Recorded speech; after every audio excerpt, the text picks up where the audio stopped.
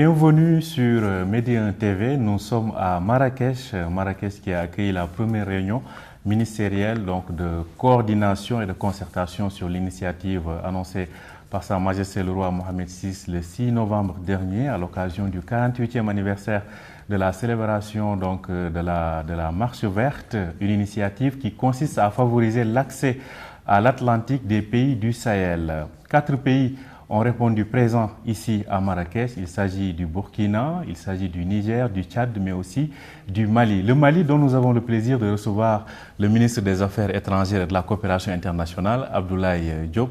Merci d'avoir accepté notre invitation. Alors, vous avez assisté à cette rencontre, vous avez représenté le Mali à cette réunion ministérielle. Alors, quelles sont vos premières impressions après donc l'annonce de cette initiative et la tenue, moins de 2 mois plus tard, de cette réunion ici à Marrakech? D'abord, c'est de noter l'engagement fort et la vision de Sa Majesté Mohamed VI par rapport à cette initiative importante qui est en ligne aussi avec notre situation géographique de continentalité où nous faisons face à un certain nombre de défis en matière d'infrastructure, en matière de connectivité, en matière de facilitation des échanges et en matière de moyens logistiques et d'investissements structurants dans le domaine des infrastructures. Naturellement, pour un pays enclavé comme le Mali, le Burkina ou le Niger, toute proposition ou toute offre qui va dans le sens d'améliorer les infrastructures ou l'offre d'infrastructures dans la région, en facilitant les échanges, en essayant d'élever la qualité de nos infrastructures pour nous permettre de nous connecter au marché de la région et au marché mondial. Pour nous, a priori, nous avons trouvé que c'était une initiative positive que nous saluons, à laquelle nous adhérons. L'autre élément important pour nous, quand nous avons appris ça aussi, ça s'inscrivait dans notre vision de diversifier nos sources d'accès à la mer ou en tout cas d'écoulement de nos produits ou d'importation. Parce qu'aujourd'hui, des pays comme le Mali, on se rend compte que dans le cadre de l'intégration africaine, beaucoup de nos organisations régionales sont instrumentalisées et qui deviennent pratiquement des moyens pour asphyxier, affamer nos pays, notamment des pays enclavés, et nous sommes obligés de chercher des solutions alternatives. Et pour nous, cette initiative permet dans la durée de faire en sorte qu'aucun de nos pays, en tout cas le Mali, travaille à réduire son niveau de dépendance par rapport à un seul ou 2 ports, à faire en sorte que nous puissions avoir des choix, des alternatives. Et c'est en cela que nous avons salué. Le Maroc lui-même est un pays qui, si on regarde au cours des 40-20 dernières années, a énormément investi dans le domaine des infrastructures et dispose d'infrastructures de classe mondiale. Et nous voudrions pouvoir travailler dans un esprit aussi gagnant-gagnant.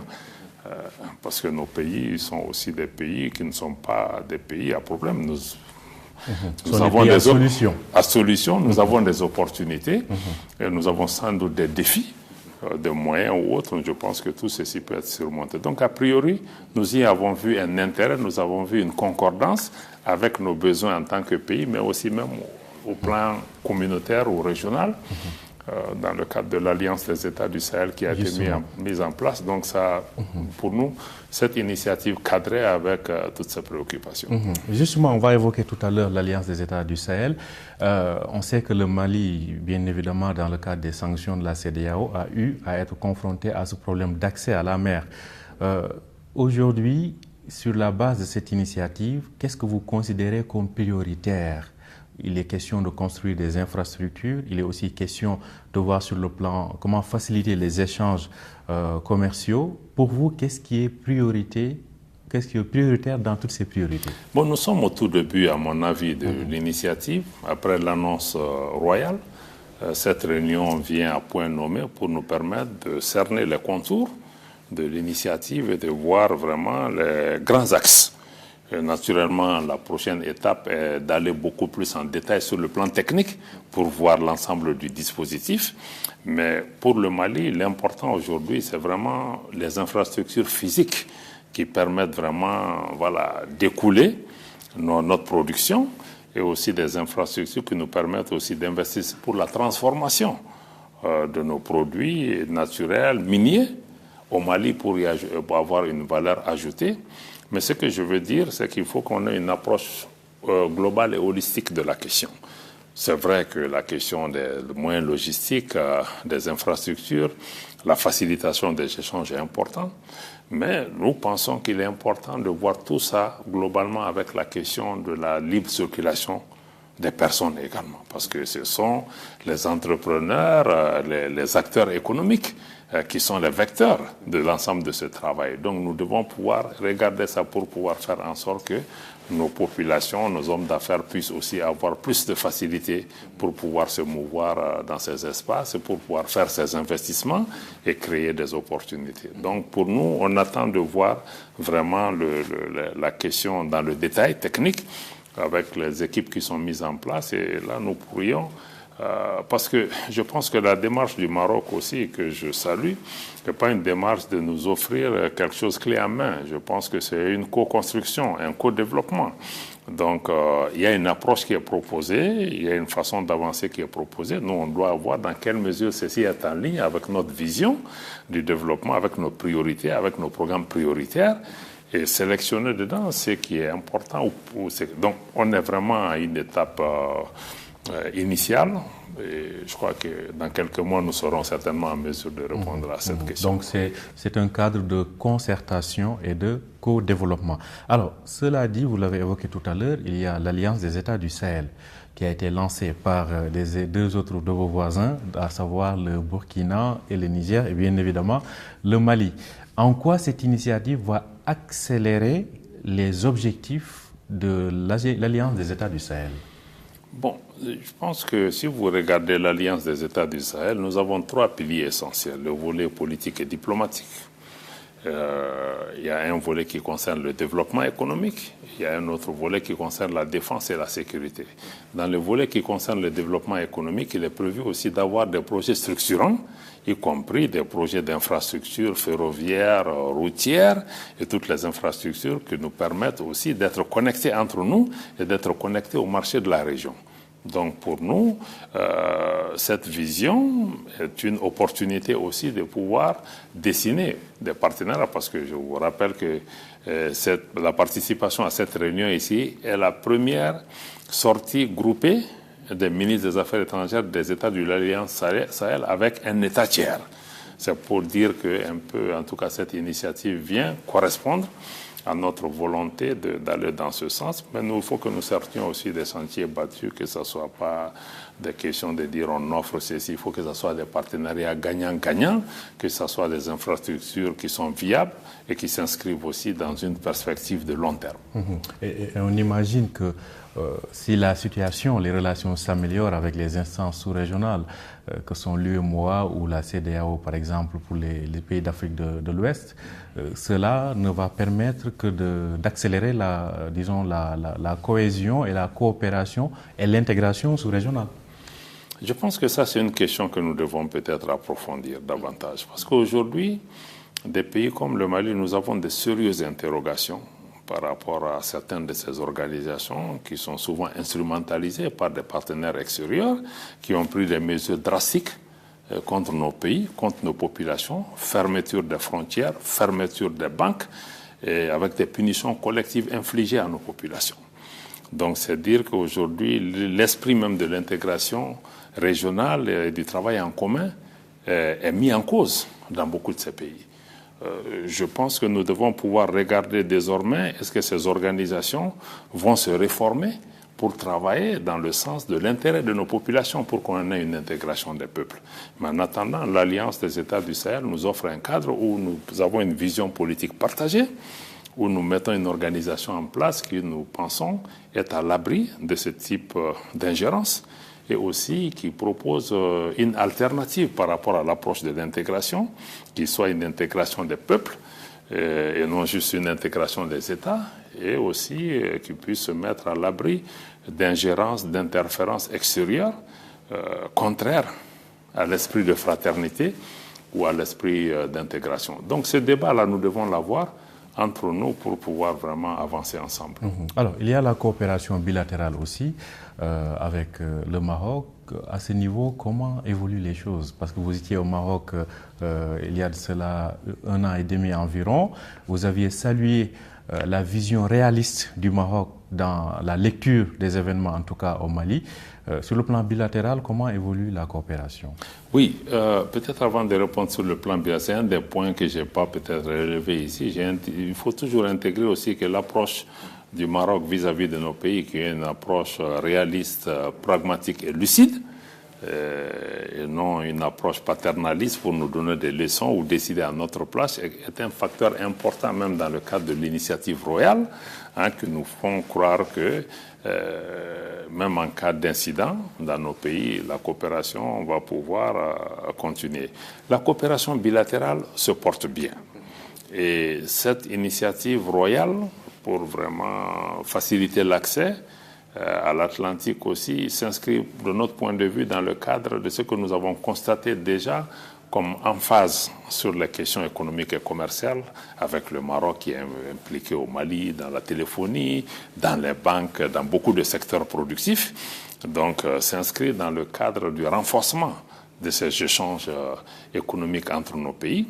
Seulement, il est important que nous puissions travailler aussi à faire en sorte que qu'on puisse transformer nos pays, faire en sorte que les unités qu'on installe dans nos pays aussi puissent créer de la valeur ajoutée pour occuper nos populations.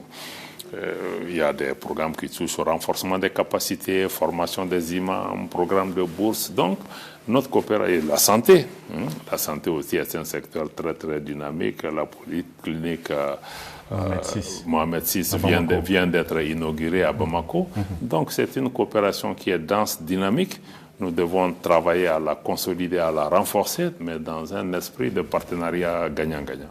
Un esprit donc de partenariat gagnant-gagnant qui dicte cette initiative, donc qui vise à favoriser, je le rappelle, l'accès des pays du Sahel à l'océan Atlantique. Merci à vous, Abdoulaye Diop. Ça fait un plaisir de vous retrouver sur Médien TV.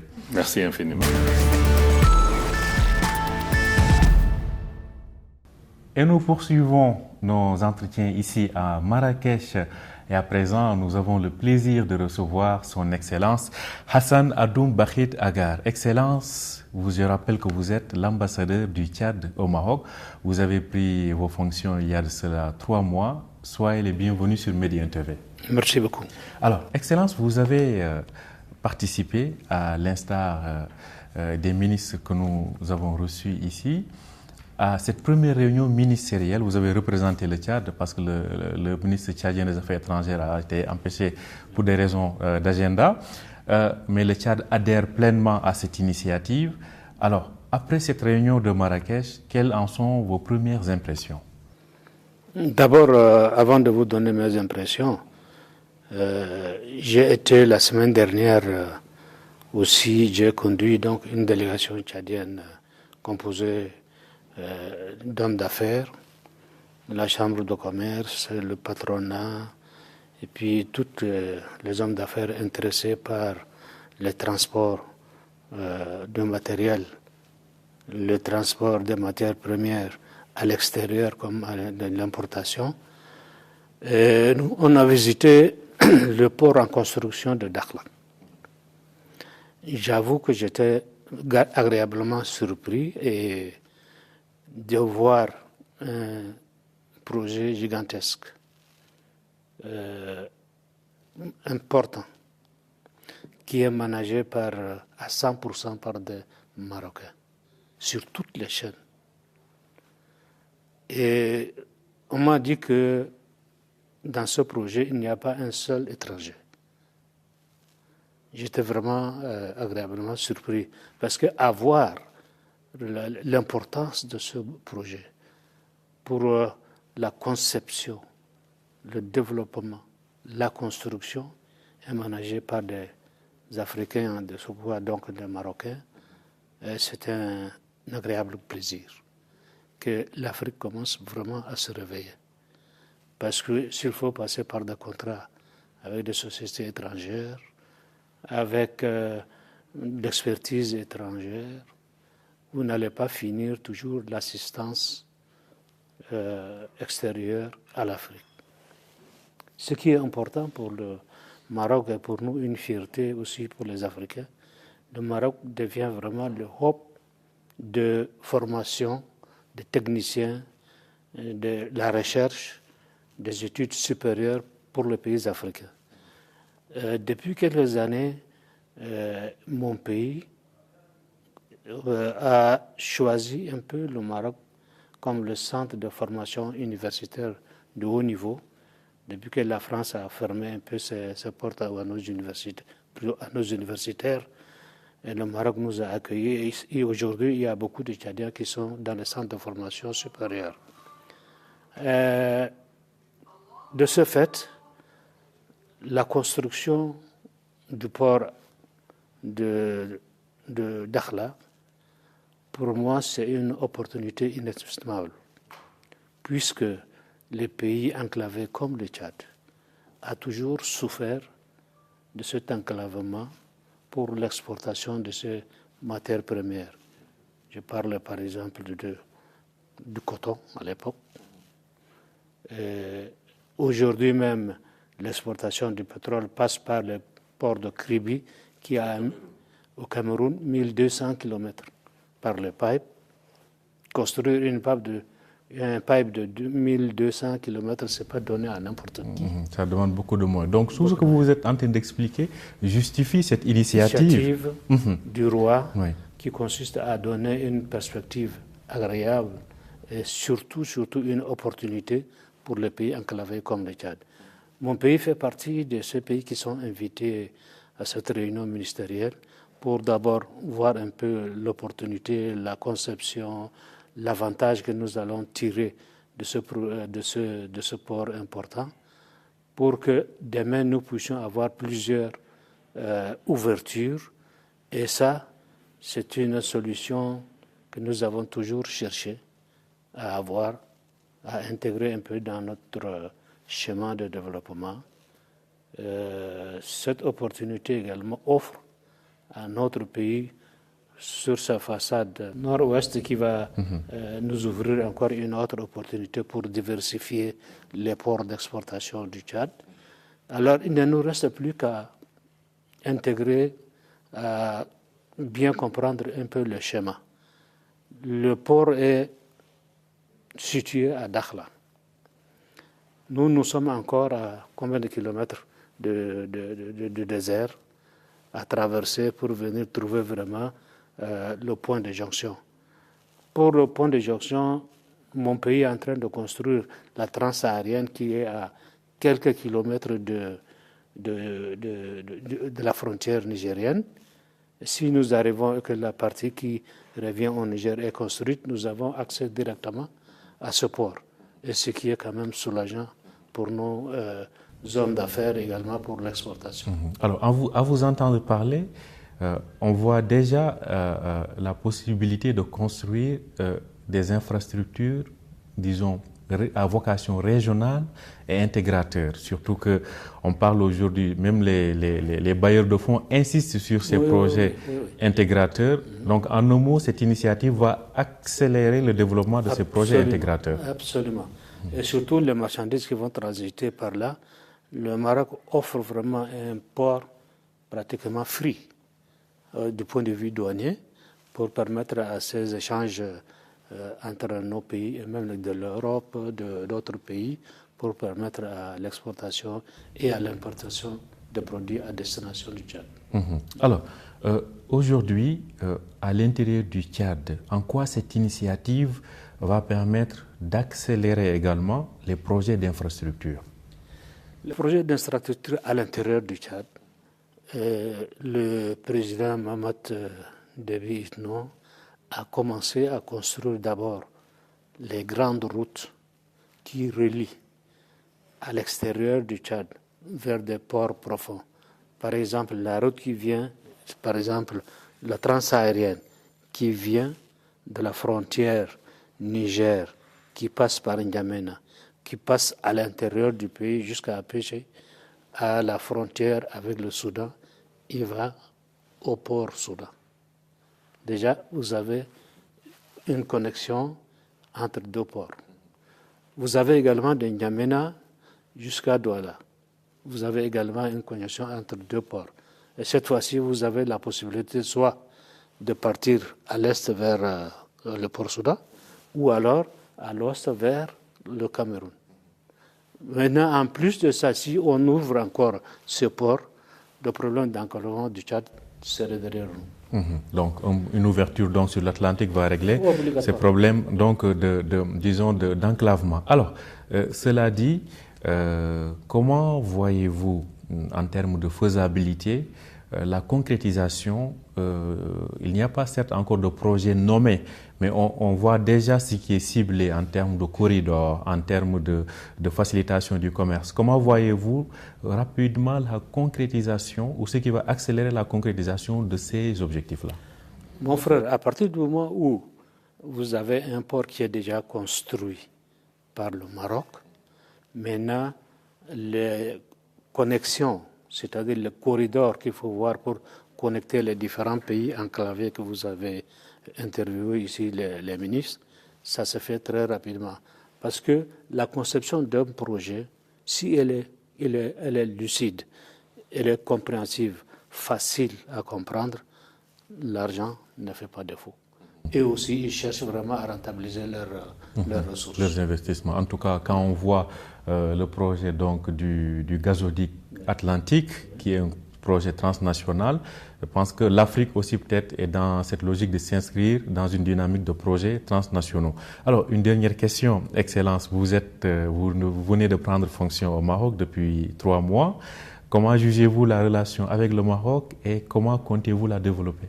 Je suis agréablement accueilli dans un pays qui est accueillant, très ouvert et je dirais même tout ce qu'il faut pour redynamiser une coopération bénéfique entre le pays accrédité et le pays accréditeur.